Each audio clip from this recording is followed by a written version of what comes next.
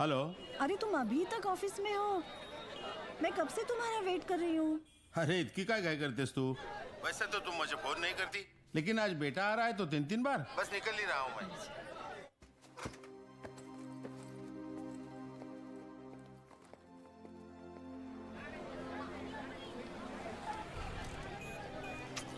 अहो किती वेळ लावला तुम्ही? बरं चल आता। हे घ्या, आपको पता है ना घर में और कितने काम बाकी है। क्यों परेशान हो रही हो? जानता हूँ तुम वीर को बहुत मिस करती हो। अब कुछ दिन यही हमारे पास रहेगा वो। 12 मार्च 1993 मुंबई में 12 अलग जगहों पे बॉम्ब ब्लास्ट हुए। पहली बार देश ने ऐसा आतंकी हमला देखा और इन ब्लास्ट ने मुंबई पुलिस और आम आदमी को उस चीज से वाकिफ करवाया जिसने हिंदुस्तान को हिला कर रख दिया, RDX। मुंबई पुलिस इस केस पर दिन रात काम करती रही और जिस ऑफिसर ने कई सस्पेक्ट्स को अरेस्ट करके सिर्फ 48 घंटों में इस केस को सॉल्व किया वो थे इंस्पेक्टर कबीर शरफ। मगर सर सुनने में आ रहा है इस ब्लास्ट के पीछे मास्टरमाइंड बिलाल अहमद और टाइगर इंडिया छोड़ के जा चुके हैं। जर्नलिस्ट की ये खबर बिल्कुल सही थी। ब्लास्ट से 2 दिन पहले टाइगर और बिलाल देश छोड़कर भाग चुके थे। टाइगर ईरान चला गया और बिलाल अहमद POK उमर हफीज के पास। उमर हफीज ISI के सारे गैर कानूनी काम करता था और 93 ब्लास्ट के बॉम्बर्स को एक्सप्लोजिव बनाने की ट्रेनिंग भी उमर के जरिए ही दी गई थी। हमने ये भी सुना है कि मुंबई में 1000 किलो RDX लाया गया था, जिसमें सीरियल ब्लास्ट में सिर्फ 400 किलो यूज हुआ है और 600 किलो अब भी मिसिंग है। क्या ये इन्फॉर्मेशन सही है? किसी को नहीं पता था कि इन्फॉर्मेशन सच थी या एक अफवाह, मगर सिर्फ कबीर शरफ जानता था कि वो 600 किलो RDX इंडिया में ही कहीं दफन है और उसे दफन करने वाला कोई और नहीं, बिलाल अहमद है।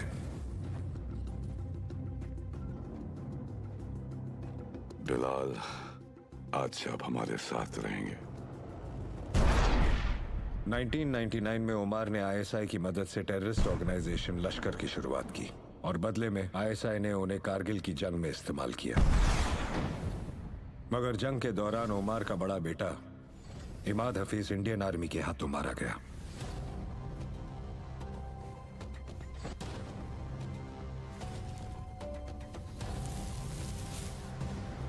इमाद की मौत की खबर सुनकर उमर के छोटे बेटे रियाज और रजा लंदन से अपनी पढ़ाई छोड़कर फौरन मुजफ्फराबाद लौट आए।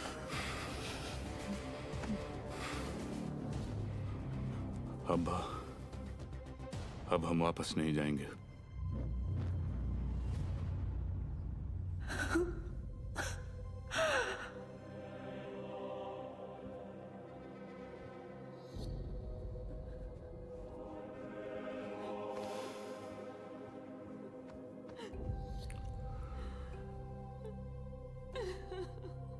मैं आपसे वादा करता हूं भाभी कि सरहद पार कोई भी महफूज नहीं रह पाएगा।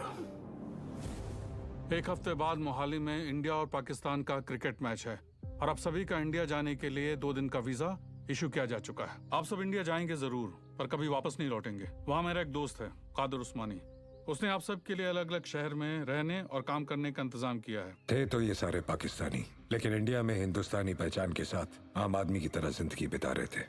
ये हमारे आसपास हर जगह मौजूद थे और कोई भी हो सकते थे। शायद आपकी बिल्डिंग का वॉचमैन या फिर आपके ऑफिस में काम करने वाला एक एम्प्लॉय। इन्हें पहचानना और पकड़ना पुलिस के लिए बहुत मुश्किल था, क्योंकि जब तक इनका कमांडर इन्हें ऑर्डर ना दे तब तक ये किसी को कोई तकलीफ नहीं पहुंचाते थे। आज के बाद आपका सिर्फ एक ही कांटेक्ट होगा, आपका एरिया कमांडर इन चीफ रियाज।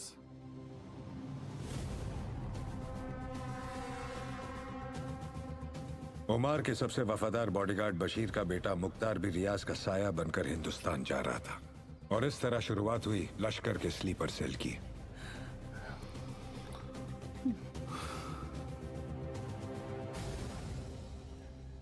मैंने और रजा चाचू ने अपनी जिंदगी के सबसे बेहतरीन साल लंदन यूनिवर्सिटी में गुजारे हैं। अब तो तुम भी वहां पढ़ने जा रहे हो, खूब मन लगाकर पढ़ना। वैसे भी अब यहां बहुत कुछ होने वाला है, तुम फिक्र मत करना। रजा, अम्मी और अब्बू का ख्याल रखना।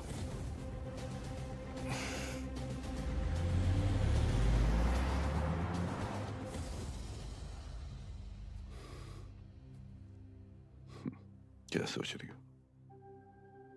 सोच रही हूँ कि ये सब कब खत्म होगा।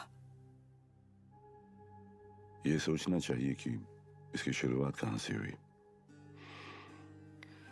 60 साल पहले कुछ जाहिल और सियासत के लालची लोगों ने मजहब के नाम पर बंटवारा किया। उसकी सजा मिली हम जैसे लोगों को। खानदान को धक्के मारकर अपने घर से, अपने मुल्क से निकाल दिया गया। 5 साल के बच्चे के सामने उसके वालिद का गला काट दिया गया। उसकी अम्मी की जान ले ली, उसकी बहन के साथ। यहाँ आने के बाद भी लोगों ने उसे सिर्फ एक मुहाजिर ही कहा। वो 5 साल का बच्चा मैं था। मगर ये सब करके क्या हासिल होगा? कुर्बानी तो देनी पड़ेगी, वरना हम में और उन सियासतदानों में क्या फर्क।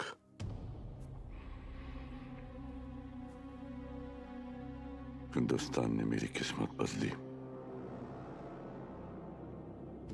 अब मैं हिंदुस्तान की किस्मत पलट दूंगा। अगर हमारे बुजुर्गों ने इस बात पर अमल किया होता तो उनकी गलतियों का हर्जाना आज हमें नहीं भरना पड़ता।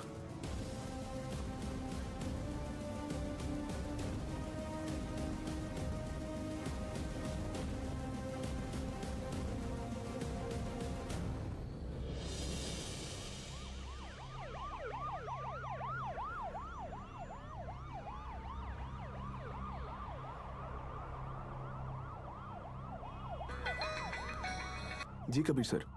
सीएम सर तुम्हारे साथ हैं? हाँ सीएम सर साथ में ही है। फोन दो। Sir joint CP Kabir Shroff. हाँ कबीर। सर 3 घंटे से आपको फोन करने की कोशिश कर रहा हूँ।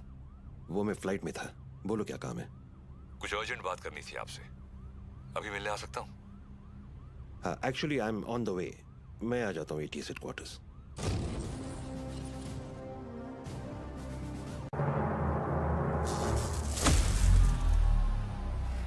Fuck.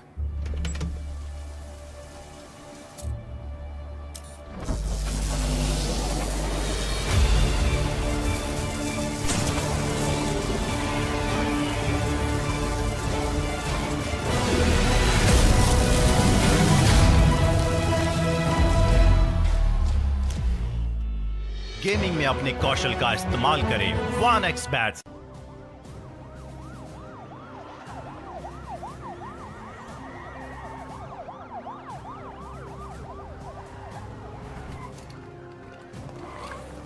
कबीर, जब मुझे एंटी टेररिज्म स्क्वाड से आधी रात को फोन आया, अगली 4 रातें मैं ठीक से सो नहीं पाया हूं। In that case, you won't be disappointed, sir. रियाज हफीज का पता चल गया है। करीब 15 सालों से ये 40 स्लीपर एजेंट इंडिया में छुप कर रह रहे हैं। इन्वेस्टिगेशन के बाद पता चला कि जो 2 सस्पेक्ट्स मारे गए वो किसी राजबीर राठौड़ नाम के होटेलियर से मिलने अक्सर जैसलमेर जाया करते थे। This is Rajbir Rathore sir. ये राजबीर राठौड़ और कोई नहीं, लश्कर चीफ उमर हफीज का बेटा है। रियाज हफीज। फौरन अपनी टीम जैसलमेर भेजो and arrest this bastard. I am sorry sir, but permission के लिए रुकने का वक्त नहीं था। टीम ऑलरेडी जैसलमेर के लिए निकल चुकी है। And who is leading the team? Suryavanshi, Veer Suryavanshi. वो पागल?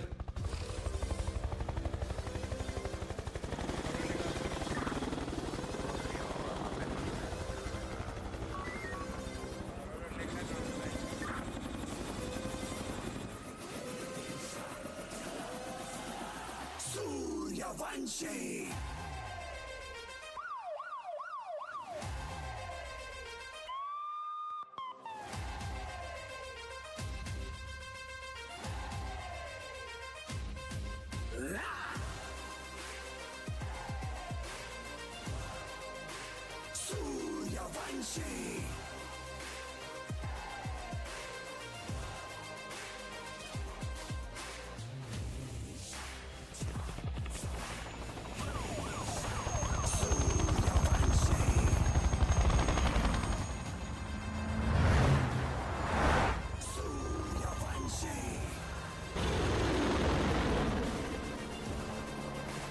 सूर्यवंशी।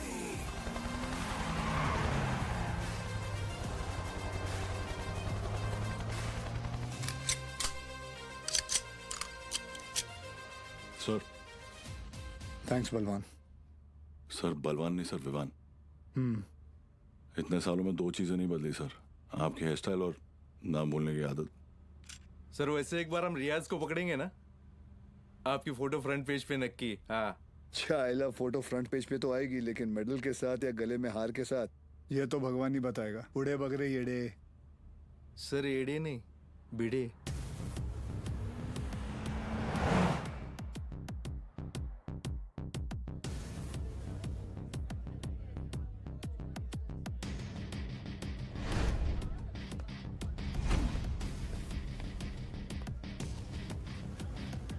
कैश बैंक भेज दिया? जी मैम। आई मस्ट से कि पूरे जैसलमेर में मैंने इतना अच्छा खाना नहीं खाया। Thank you very much. आप यहाँ की ओनर हैं? जी, ये रेस्टोरेंट में और मेरे हस्बैंड चलाते हैं। Oh okay. राजवीर, क्या हुआ? ये कह रही हैं कि इन्हें हमारे रेस्टोरेंट का खाना बहुत पसंद आया। बहुत।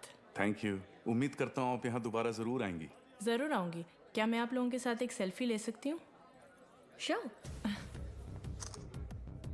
Thank you so much. Thank you.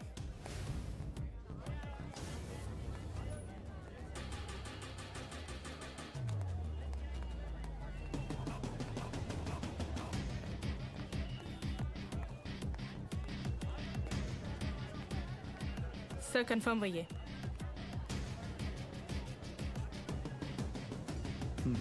Local police को इतला कर दो। Yes sir.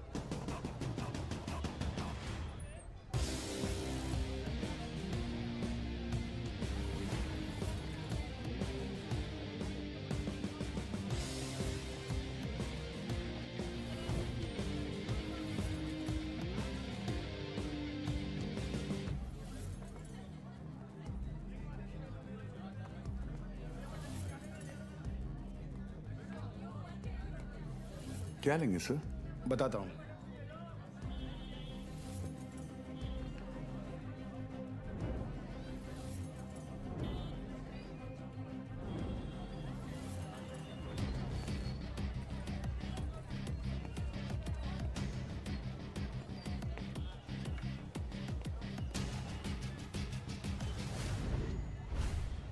आरपीजी।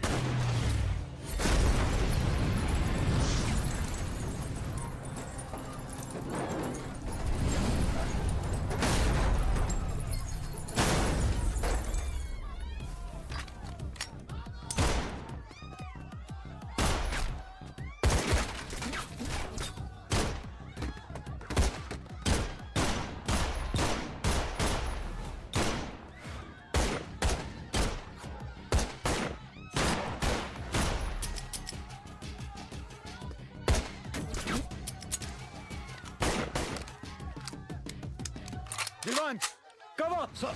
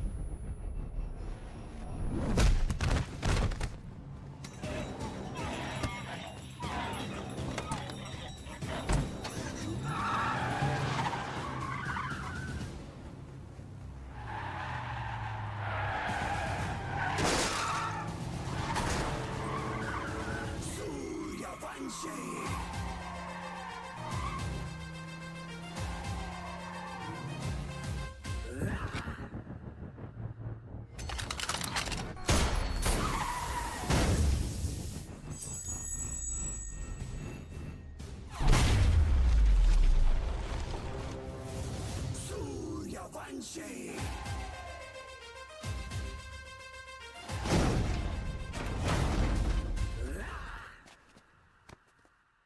चले मुंबई? हाँ।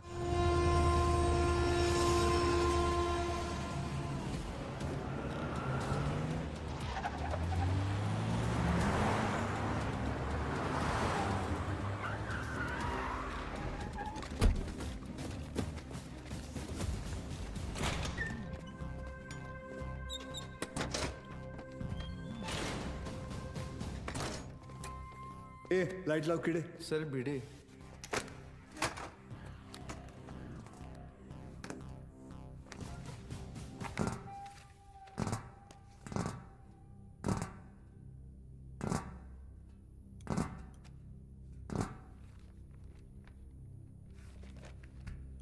सेंट्रल एजेंसी के हिसाब से तुम लश्कर चीफ उमर हफीज के बेटे हो। 2007 में इंडिया पाकिस्तान का क्रिकेट मैच देखने तुम पाकिस्तान से मोहाली टूरिस्ट वीजा पर आए थे, मगर वापस नहीं गए। पिछले 13 साल से तुम यहाँ राजवीर राठौड़ के नाम से रह रहे हो और एक इंडियन लड़की ज्योति गुप्ता से तुमने शादी की। सेंट्रल एजेंसी की रिपोर्ट में तुम्हारा इन्वॉल्वमेंट 2011 मुंबई ट्रेन ब्लास्ट, उसके बाद Pune bakery, Bangalore bus stand, Srinagar military base, Chennai, Ahmedabad, Srinagar के बाद अहमदाबाद।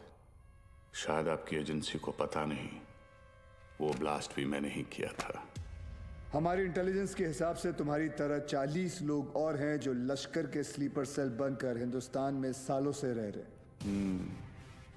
अभी उनका वक्त आया नहीं।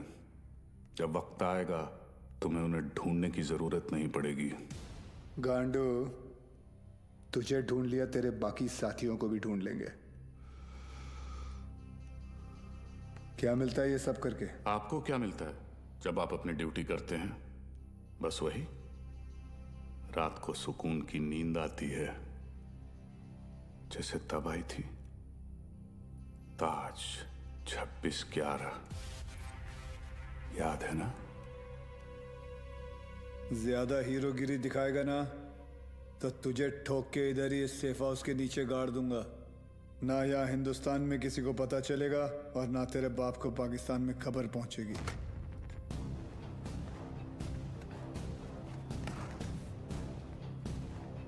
Kabir Shroff, ADG, Mumbai ATS, claim to fame 1993 Mumbai blasts.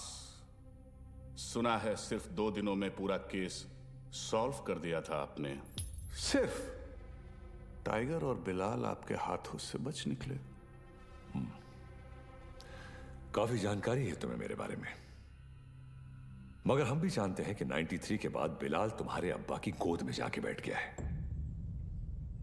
भाईजान, मैं इनसे कहती रही कि ये गलत है, और अब रियाज इंडियन गवर्नमेंट की गिरफ्त में है। पता नहीं अब क्या करेंगे मेरे बेटे के साथ।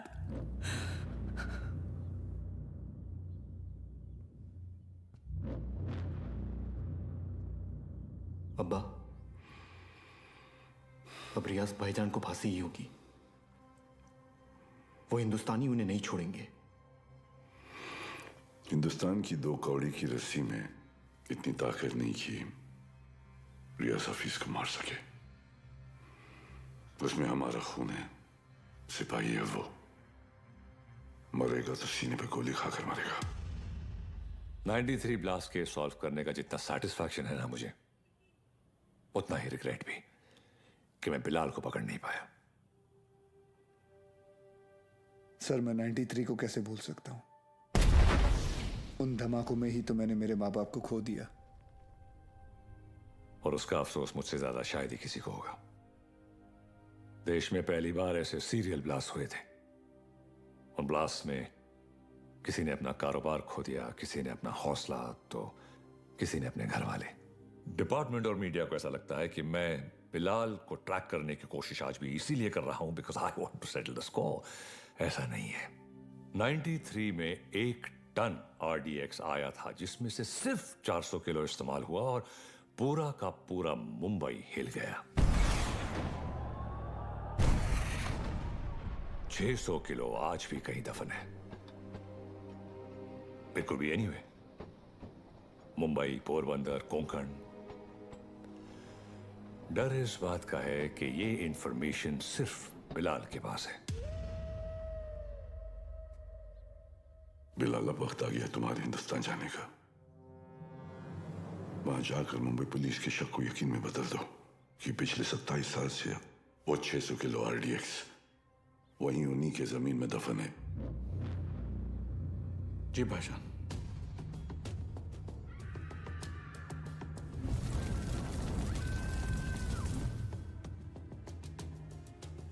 रजा, मुख्तार और उस्मानी को इत्तला करो कि बिलाल हिंदुस्तान वापस आ रहा है।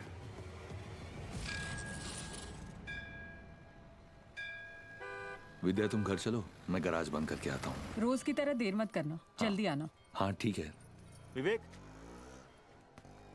तुम्हारे गैराज गया था तो पता चला कि तुम यहाँ पर हो। यार तुम गाड़ी तो ठीक कर देते हो मगर पैसों की बात तो करते ही नहीं। आप क्यों चिंता कर रहे हैं?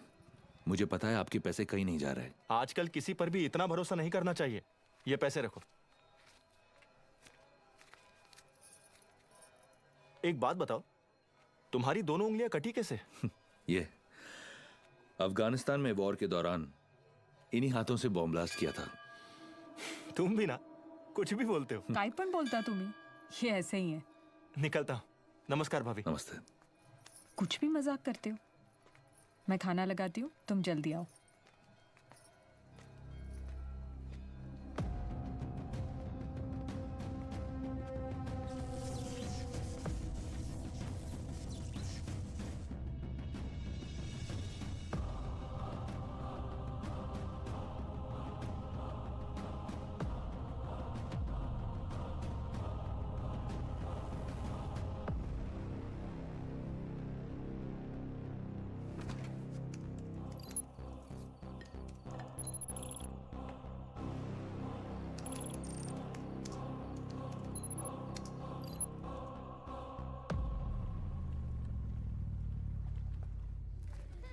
Thank you so much sir, आपने मेरा ट्रांसफ़र अपने डिपार्टमेंट में करवा दिया।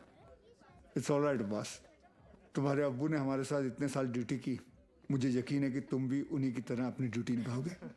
तुमच्यामुळे उशीर होतो। क्या रे, तुम लोग लेट आए? हाँ सर, मैं नहीं, ये हमेशा का इसका। सर पता नहीं ये बीबी लोगों को तैयार होने के लिए इतना वक्त क्यों लगता है? कैसी हो गर्भवती? सर गर्भवती नहीं, सरस्वती। सर, आज 1 साल के बाद आप और रिया दीदी आर्यन का बर्थडे एक साथ मना रहे हैं। बहुत खुश होंगे ना? हाँ, खुश हूँ भी नहीं भी। मतलब? रिया हमेशा के लिए ऑस्ट्रेलिया जा रही है आर्यन के साथ। ऑस्ट्रेलिया? सर, उस हादसे को तो 1 साल हो चुका है। आप दोनों कब तक अलग रहेंगे? सर, 2 लोग एक दूसरे से इतने अलग, फिर भी प्यार हुआ, शादी हुई। सर, आप देखिएगा, रिया दीदी एक दिन आपके पास वापस जरूर आएगी। आले sir.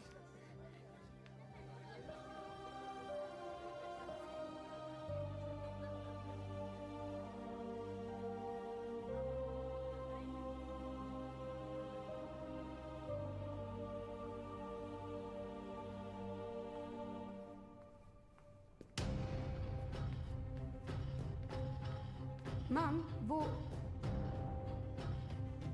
Get the team ready. Okay ma'am.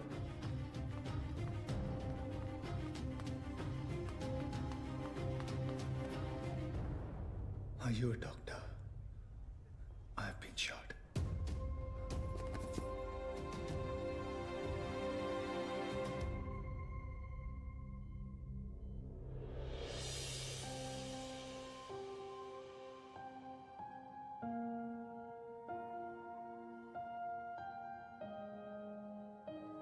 आप कैसा फील कर रहे हो? Much better. Good. Good morning sir. Good morning sir. Good morning. टुंडे का क्या हुआ, पता चला कुछ? टुंडे नहीं सर, मुंडे ढूंढ रहे साले को। आप पर गोली चलाई है, छोड़ेंगे नहीं उसे। मुझे अब डिस्चार्ज कब करेंगे? मुझे ड्यूटी पे जाना है। अपनी हालत देख रहे हो तुम? मतलब क्या? मतलब छोटी मोटी चोट है, ठीक हो जाऊंगा 2 दिन में। You can just leave me. हाँ, छोटे मोटे घाव से कुछ फर्क नहीं पड़ता हमारे सर को। ड्यूटी के लिए तो अपने जान की बाजी लगाते हैं सर। अच्छा, वैसे अगर बुलेट 2 इंच ऊपर लगती तो बाजी लगाने के लिए तुम्हारे सर की जान ही नहीं बचती। ये पुलिस स्टेशन नहीं है, हॉस्पिटल है और डॉक्टर मैं हूं। तो जब मैं बोलूंगी तब तुम्हें डिस्चार्ज मिलेगा। I hope that's understood.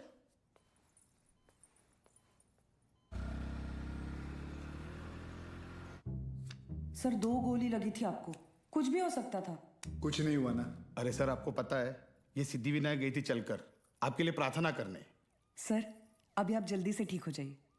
आपके बिना इनको ड्यूटी पे भेजने में मुझे बहुत डर लगता है। अरे रिमोट सच कहूँ, अगर आप नहीं होते ना, मैं इनको पुलिस की नौकरी नहीं करने देती। अरे बहुत डेयरिंग वाला आदमी है। हाँ सर ये रिमोट कंट्रोल वाला बेड है, एक बार लेट के देखूं क्या? हाँ फैल जा फैल जा। वो काय करता है तुम्ही? तेल तो अरे ऊपर आ रहा है। अरे पैर ऊपर आ रहा है क्या?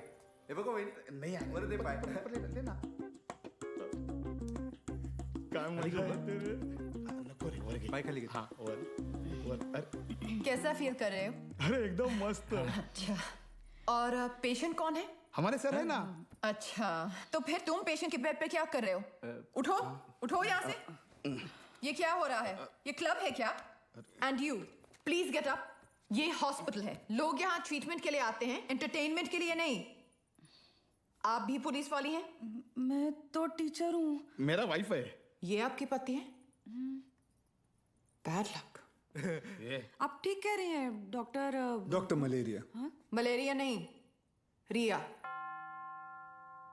डॉक्टर्स तो पेशेंट के साथ इतने प्यार से पेश आते हैं, लेकिन आप हमेशा ऐसे कंफू पांडा बन के क्यों आ जाती हैं? तुम जैसे पेशेंट्स के लिए ऐसा बनना पड़ता है। अगर तुम्हारी एक और कंप्लेंट आई तो मुझसे बुरा कोई नहीं होगा। I think you should be okay. Yeah, I've checked all the reports. The blood test is also normal. And where? तुम यहाँ क्या कर रहे हो? नमस्ते, डांटिए मत। मैं आप ही को ढूंढ रहा था, आपसे कुछ बात करनी है, एकांत में। एक्सक्यूज मी, बहरे हो? Shut up. I'll see you later. खाना खाया तुमने? नहीं।